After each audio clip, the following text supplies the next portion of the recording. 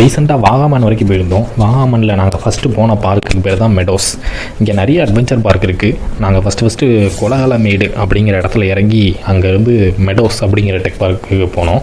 இந்த பார்க்கில் பார்த்திங்கன்னா நிறைய அட்வென்ச்சர்ஸ் கேம் இருக்குது. ஜிப்லைனு, அப்புறம் போட்டிங்கு, கயாக்கிங், இந்த மாதிரி நிறைய அட்வென்ச்சர் கேம்ஸ் இருந்துச்சு. சரி, ஓகே அப்படின்னு சொல்லிட்டு ஃபஸ்ட்டு நாங்கள் ஜிப்லைன் ட்ரை பண்ணலாம் அப்படின்னு ஜிப்லைன் ட்ரை பண்ணோம். இந்த ஜிப்லைனுக்கு பார்த்திங்கன்னா 300 ரூபீஸ் பெர் பர்சனுக்கு சார்ஜ் பண்ணுறாங்க.